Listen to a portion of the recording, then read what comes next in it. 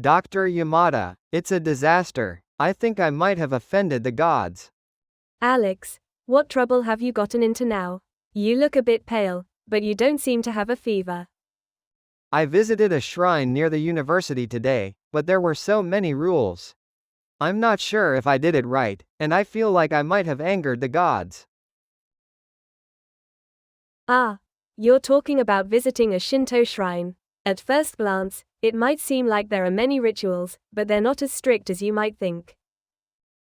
Really? Bowing before passing through the torii gate, not walking in the middle of the approach, purifying my right hand, left hand, and mouth at the temazuya, it's all so overwhelming. It feels like a military ceremony, completely different from the churches in my country. The torii gate is a kind of barrier that separates the sacred from the mundane. Bowing is a sign of respect, indicating, I'm entering your space. The middle of the approach is considered the path of the gods, so it's respectful to avoid it. Purifying at the temizuya symbolizes not just physical cleansing, but also refreshing the spirit. It makes sense from a hygienic viewpoint as well. And then, in front of the gods, you do the 2 bows, 2 claps, and 1 bow. I practiced it a lot, but sometimes I slipped and clapped 3 times, or my bow wasn't deep enough. If I'm not perfect, will my prayers not reach the gods? It's not about perfect rituals, but more about the heart. As the shrine staff often say, gratitude, respect, and the feeling of prayer are what's most important. Clapping is said to be a signal to get the gods' attention, but that's just a formality. If you pray sincerely from your heart, your prayers will definitely reach the gods. I see. In British churches too, faith is said to be more important than form.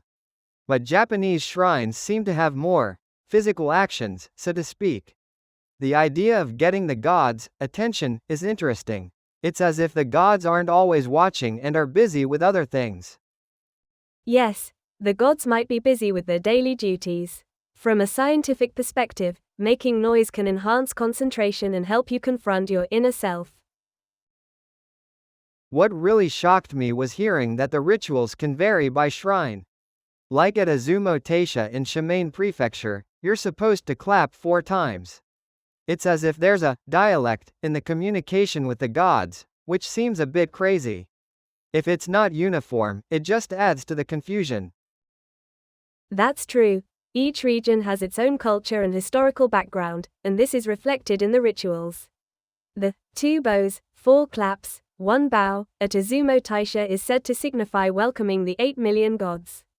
There are also shrines where you offer paper with specific wishes written on it, and places with unique bell-ringing methods. So it's like how different regions in the UK have different dialects. The gods in Japan also speak different languages in each region. That's interesting but a bit troublesome. Every time I travel, I have to learn the local god language. Yes, that's true, but that's also a diversity of culture, a tangible form of the faith of the people in that area. Interestingly, the fact that there are so many forms of dialogue with the gods can be seen as a manifestation of the unique energy of individual communities and attempts to deepen understanding of the unknown. But I do feel calmer when I'm at a shrine. The silence of the forest, the coolness of the stone pavement. It feels like a different space, cut off from the hustle and bustle of the city. That's a common feeling. The relaxing effect of forest bathing, the specific frequencies of nature, and the psychological stability brought about by silence are all scientifically acknowledged. Studies have shown that green spaces can reduce stress hormones and lower blood pressure. I like to take photos with my film camera in such places. When I see old trees and moss-covered stone steps, I feel a sense of romance, thinking about how people hundreds of years ago must have walked in the same place. It's like time has stopped, and I feel a sense of resetting my heart. Yes, that kind of feeling is very important. Having time to be alone and introspect, away from the noise of daily life, is essential for maintaining mental health. In that sense, you could say that shrines provide a quiet and safe space for that. So, in other words, Japanese shrines are more of a special place to refresh your heart and confront yourself, rather than a place to strictly follow rules. And the local, God language, is also a point to enjoy the uniqueness of each place. That's a largely accurate understanding. The rituals are a beautiful formality to show respect, and they don't have to be perfect. What's most important is your sincere heart.